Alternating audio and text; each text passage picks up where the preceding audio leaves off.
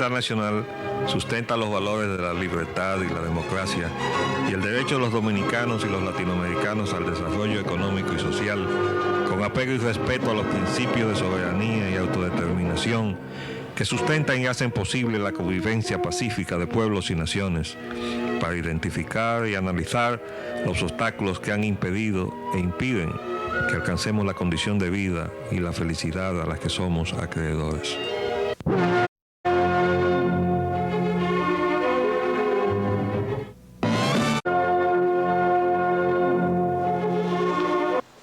Saludos dominicanos en todo el territorio de la República. Hoy martes 9 de diciembre del año 2003 les traemos otra edición de Agenda Nacional que les llega por Teleglobo, Canal 19 UHF, Canal 19 de Aster y Canal 46 de Telecable Nacional. Les habla Leopoldo Espaillat y para llevar adelante este programa contamos como siempre con la ayuda y colaboración de nuestro amigo el licenciado Roger Logando Piña. Muy buenas, Roger. Buenas. ¿Cómo estamos, Polín? Aquí yo traje algo de la tormenta para compararla con aquella información que nos chocó ayer, ¿no? Que decía, más alarma de la cuenta. Bueno, léete el titular de lo que dejó. Dice que la tormenta provocó 10 muertes, dañó 850 viviendas y afectó la electricidad. Bueno, parece que el que escribió la crónica esa en el periódico El Nacional no estaba bien informado. Vamos a ver. Otro visitante del gobierno norteamericano. Los Estados Unidos envía otro funcionario a reunirse con políticos. Es al encargado de asuntos del hemisferio occidental del Departamento de Estado, que llega mañana por 24 horas. Estados Unidos envía a Roger Noriega a dialogar con Mejía y empresarios.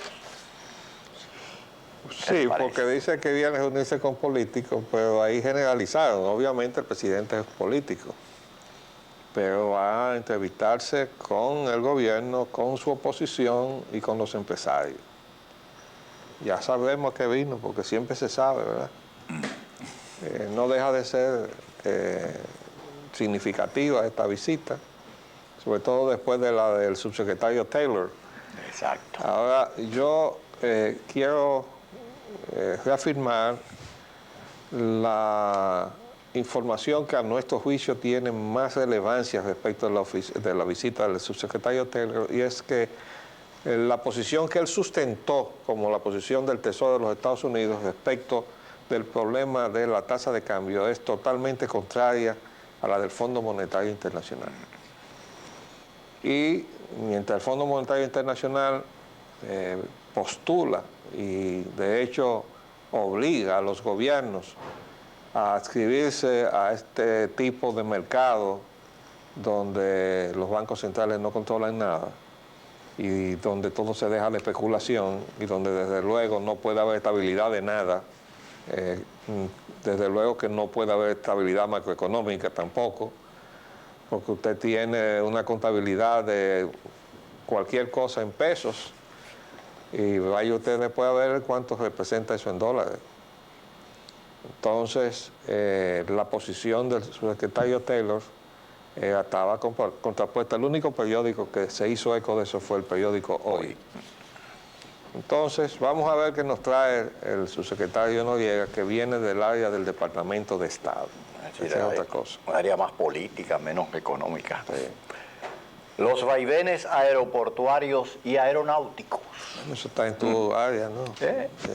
San Isidro seguirá solo militar, nada de uso civil. Ya lo habíamos augurado que era un desacierto, un desatino el lanzarse a dar ese paso, pero parece que se escucharon voces y entonces ahí vemos que el presidente promulgó un decreto derogando el que había instituido una comisión para estudiar la posibilidad de que San Isidro fuera mixto de uso civil militar, sobre todo por las razones que ya en la ocasión anterior habíamos expuesto, usted y yo.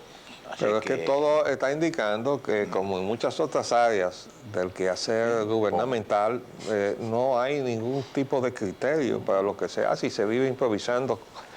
Y desde luego que en la improvisación muchas veces lo que se improvisan son disparates. Absolutamente. Nada más hay que ver la situación del aeropuerto de Herrera, después el aeropuerto de Ligüero, y entonces la última idea brillante era convertir el aeropuerto militar de San Isidro en un aeropuerto mixto. Bueno, ya hemos visto que de acuerdo al dictamen de la Agencia Federal de Aeronáutica de los Estados Unidos, no va a autorizar vuelos que vengan al aeropuerto de Isabela o el Higüero, el aeropuerto que Leonel Fernández dijo, ese aeropuerto va porque yo lo ordené, y costó 1.500 millones que están tirados ahí. Hasta ahora. Hasta ahora, sin terminar. Y ya yo pregunto, ¿para qué lo van a terminar? Para que estén ahí los helicópteros. ¿Y las gatas? No, los helicópteros de los ricos aquí. Ah, sí, aposentado ahí. Aquí cada quien tiene un helicóptero. El tipo que mataron el otro día tenía un helicóptero. Sí. Bueno. Después de tener 35 carros, ¿quién no tiene un helicóptero? Vamos a ver. Bienes nacionales y el Parque Mirador repudian arrendamiento de terrenos del parque. Y el Cabildo reclama terrenos de Mirador también. Y Bienes Nacionales niega que harán torres en terreno del Mirador. Dice que arrienda a Occidental Hotels, propietaria del Hotel Embajador. Bueno, ahí se ha armado un escarceo muy grande y se inició en el ayuntamiento. Eso está en su predio. Pero yo le quiero decir lo siguiente. La inquietud y la preocupación por preservar el área verde es legítima. E incluso aunque no esté incluido dentro de los límites del parque, según dice el administrador de Bienes Nacionales, el señor Bienvenido Brito, ¿es así que se llama? Sí. Aunque no esté, en realidad corresponde a esa zona y debería haber sido incorporada, porque lo cierto es que uno pasa por ahí y ve todo ese predio ahí abandonado y es del Estado. Entonces hay mucha gente que anda por ahí, ojo avisor, y sobre todo a partir de los archivos de bienes nacionales, donde le dan punta, donde salen a buscar los terrenos que son del Estado. Y de alguna manera, en este caso, la empresa que tiene el Hotel Embajador se sintió precisada de completar el área del cual dispone en la parte de atrás de donde está ubicado ahora mismo el hotel. Según dice ahí, en una aclaración que da el administrador de Bienes Nacionales, ellos necesitan eso como para acceso a una construcción que piensan hacer, que es una especie de instalación. No, es una instalación para convenciones.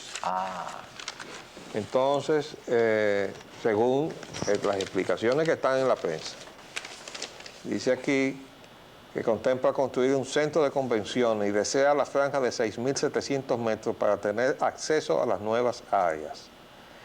Bueno, para los que no están familiarizados con el asunto, lo que pasa es que el solar que ocupa el Hotel Embajador, su parte de atrás mira hacia la avenida Mirador, pero le separa de la avenida Mirador la franja esta.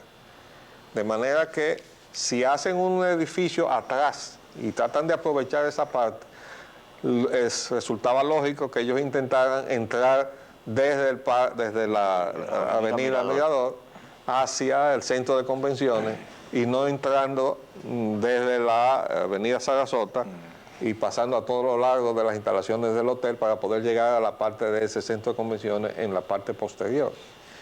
Bueno, pero todo esto parece indicar que esto se ha hecho mal. Lo que pasa es que también al administrador de Bienes Nacionales se le ha juntado aquel disparate que hizo en la George Washington, donde estaba el puesto de Policía Nacional en Guivia, que lo arrendaron, lo convirtieron en un restaurante y después ahí metieron una edificación de 2 plantas violando toda una serie de disposiciones legales. Y el señor Bienvenido Brito va a tener que responder de eso en algún momento.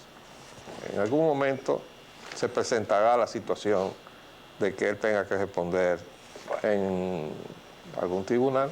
hasta ahora, el arquitecto, de manera pública no se conoce de quiénes son los arrendatarios o propietarios, lo que fuere, de esa instalación, hasta el momento que se sepa. Bueno, vamos a hacer un En paréntesis. este caso ya por lo menos se sabe. Y volvemos en un minuto para proseguir con esta agenda.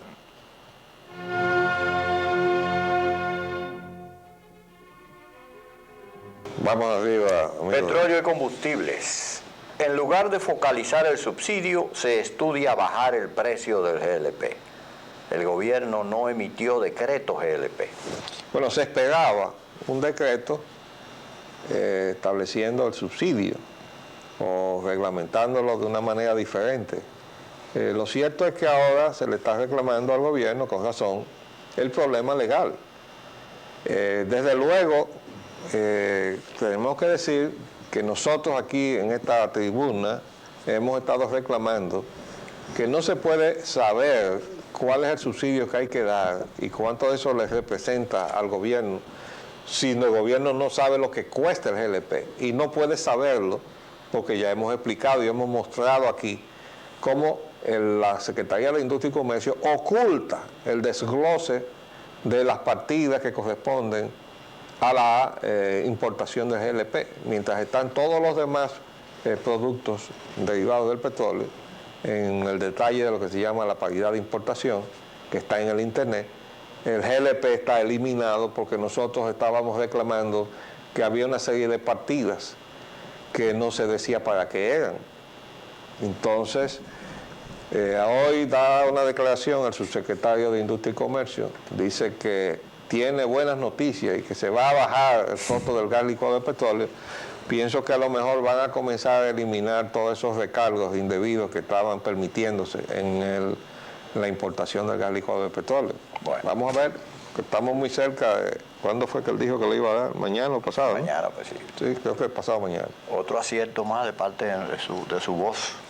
No, hombre, lo que pasa es que uno se pone viejo en balde. De verdad, se aprende algo con la edad. Choferes paralizarían si quitan el subsidio al gas. Luego eso ellos están reclamando que eso está en la ley. Lo que pasa es que la ley no dice que ellos pueden utilizar ese gas subsidiado. La ley está apuntando hacia las amas de casa, ¿verdad? Y yo digo que debe el gobierno hacerse de un plan escalonado de eliminación del uso del gas en los vehículos públicos. Eso tiene que hacerse, igual que como se ha dejado ahora mismo, se ha determinado dejar fuera los hoteles y los restaurantes, todo eso, no puede ser subsidiado. ¿Usted lo quiere utilizar? Bueno, pues utilícelo al precio que es. Ahora, determinemos primero cuál es el precio, en todos los combustibles, ¿eh? Porque esa distorsión está afectando también a los demás combustibles, a todos. Lo único que el gas estaba especialmente recargado con una especie de impuesto, nada menos en uno de los rubros que se estaban utilizando, que es de $1 por galón. Nada más hay que calcular los millones de galones que pasan por ahí. Imagínate. Para ver que son millones de pesos que no se sabe a dónde van. Se supone que sería el bolsillo de los importadores, pero parece, o es lógico presumir, que eso está compartido, por aquello del gobierno compartido. Sí, todo en el gobierno está compartido. Reconstruyendo a Irak, vamos ahora a la guerra en el Medio Oriente. Hieren 41 soldados de Estados Unidos y derriban un helicóptero.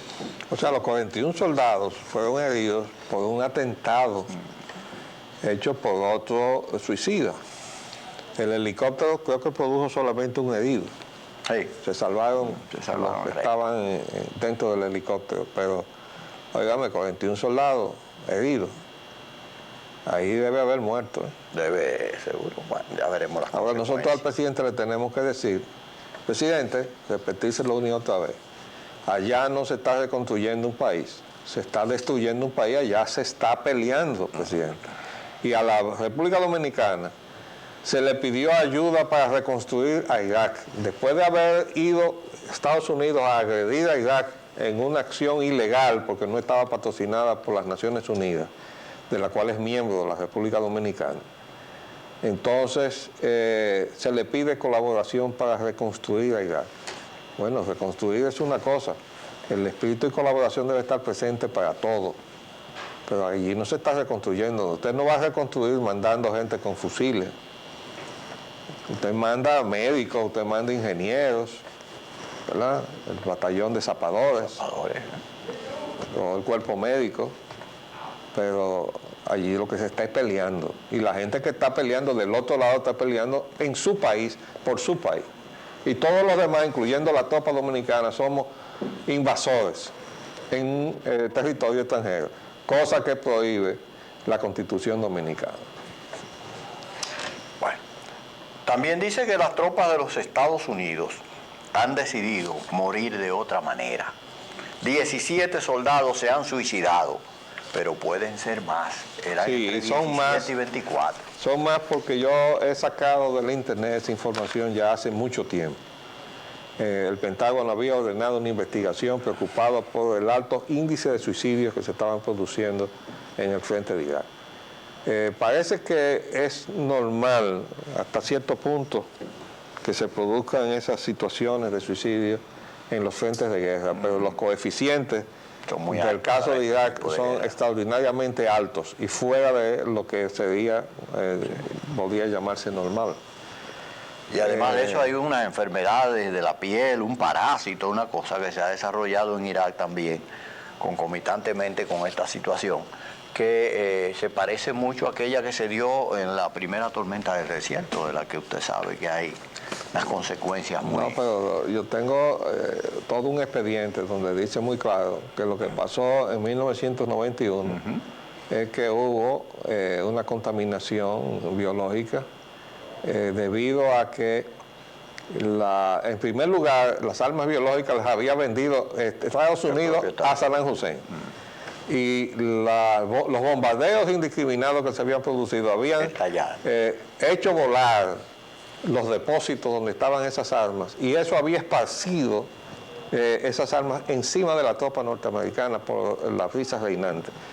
Y durante mucho tiempo se estuvo negando, el Pentágono estuvo negando la contaminación de su tropa, hasta que por fin, y yo tengo todo eso en una película que es de HBO,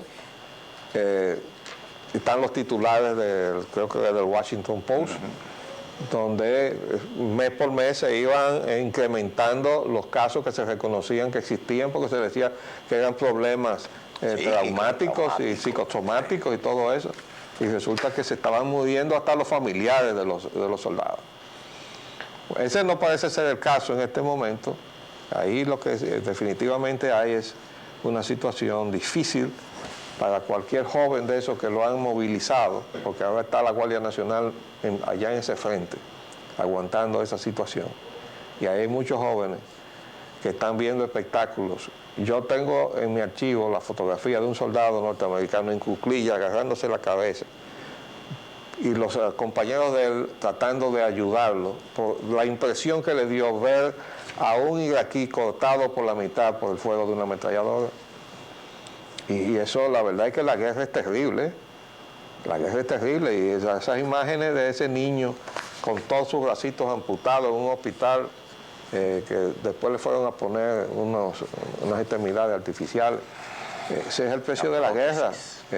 Yo no sé cómo no se lo han mandado al señor Bush en esta campaña electoral. Vamos a pasar ahora a la crisis cambiaria nuestra, doméstica, y las medidas de fuerza. Don Carlos Despader declara, dice que esta crisis venía con o sin Van Inter. Qué bien. Bueno, esto es sumamente extraño, porque es nada menos que el secretario técnico de la presidencia el que está hablando. Y oiga lo que dice. Dijo hoy que la crisis que vive el país se iba a producir con o sin Van Inter debido a la francachela, oigan qué término usó, que se vivió en los últimos 6 o 7 años. Los últimos 6 o 7 años incluyen los 3 años de gobierno que tiene este gobierno, ¿verdad? Porque vamos ya para el 4º año, estamos en el 4º año, ¿verdad? Quiere decir que cuando él habla de la francachela, está hablando de la francachela de los 3 años. De este gobierno también. Dice que se vivió en los últimos 6 o 7 años creciendo al 7 y 8% con endeudamiento externo en dólares del sector privado. Bueno, también endeudamiento externo en dólares del gobierno. ¿Y cómo se le llama entonces a las emisiones de los bonos soberanos? Eso no es endeudamiento. Ahora, al endeudamiento externo en dólares del sector privado, ahí sí caen los préstamos que se le permitió tomar a Edenorte y a Edesur, a Unión Fenosa, para suplir suplir el aporte en divisas que se dijo que iba a traer y que no trajo. Entonces, como le hacía falta los recursos, tomaron dinero prestado y lo tomaron fuera con el BID y lo tomaron a bancos dominicanos también. ¿Ok? Vamos a seguir leyendo al señor de Pradel. Dijo que aparte de que... ¿Perdón? Ah, no. Continúa, por favor. Dijo que aparte de que los sectores productivos generaron muchas divisas, no hubiese sido posible un crecimiento del 7 u 8%. Tuvo que venir toda una inyección de capitales externos para relanzar todavía más ese crecimiento. ¿Y qué lo gastamos? Lo gastamos en jipetas, lo gastamos en yates, en helicópteros, en matrimonios que daban vergüenza. ¿Tú sabes a cuál se refiere? Sí, al de Ramoncito. Ajá, en la Romana. Ajá. Dice, esta sociedad está pagando ese precio y es una realidad que hay que decirla, por eso yo digo que todos tenemos que pagar el precio. ¿Y en dónde estaba el señor de Pradel? ¿En la Junta Monetaria no era que él estaba? Él estaba como miembro de la Junta Monetaria. No, pero además yo le quiero decir una cosa. En Él este gobierno y en el otro. No, y él fue gobernador del Banco Central. También. Y él fue la primera persona a quien yo le oí decir que al Banco Central no le interesaba captar los dólares del turismo. Fue que se le salió en una conversación privada que yo he citado muchas veces en casa del señor Gustavo Tavares Griser en Sosúa, con una serie de personas, amigas y parientes de él y amigas mías, y él lo dijo ahí, que estaba Manuel José Cabral ahí en esa cena, en esa reunión. El combo. Y entonces él fue de los que ha patrocinado este modelo, desde el Banco Central, lo estuvo patrocinando. Y fue además el que trató de traer al Fondo Monetario Internacional cuando don Antonio Guzmán, y lo llegó a convencer que le dijera que sí, y el instinto le hizo darse cuenta a don Antonio que no debía hacer eso, y lo llamó y le dijo, no traiga a esa gente.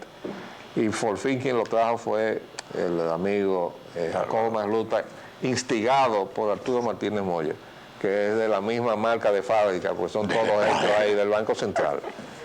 Pero esa posición dice, esta sociedad está pagando ese precio, es una realidad que hay que decirla, por eso yo digo que todos tenemos que pagar el precio. Él viene diciendo que el lío de los bancos lo tenemos que pagar todos los contribuyentes, y eso es inaceptable. El lío de los bancos lo tienen que pagar quienes lo hicieron, y tiene que estar con todo lo que sea necesario, coger, captar, incautar, recuperar de lo que ellos hicieron mal uso, que es de los recursos de los demás. Como lo hacen con los traficantes de droga.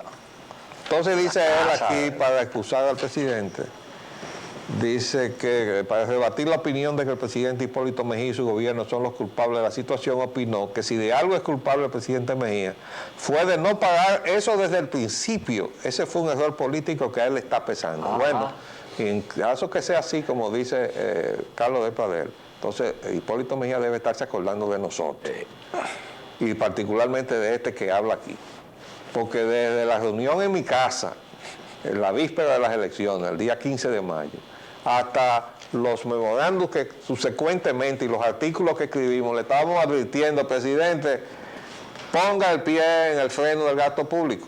Usted tiene una situación inmanejable que le ha dejado el gobierno de Leonel Fernández, pero era una euforia. La francachela que está hablando. Francachela, esa francachela. Esa misma. Exactamente, se inició en la forma en que el gobierno comenzó dando la primera obra grado a grado, que ya después no se pagó más nunca, incluyendo los Juegos Panamericanos, que nunca se sabrá ni lo que se erogó, ni lo que realmente costó, porque el resto se lo cogieron. Es así, porque en una obra donde no hay planos, donde no hay presupuesto, ni hay especificación, usted no sabe realmente lo que cuesta. Entonces esa es la francachela a la que se refiere el secretario técnico de la presidencia. Es una declaración muy extraña, pero nos alegra que lo haya dicho para poner un poco las cosas en su sitio. Mientras tanto, se nos acabó el tiempo por el día de hoy, pero volveremos mañana, si Dios así lo permite. Les hablamos Leopoldo Payananita. Y Roger Ugarte. Hasta luego.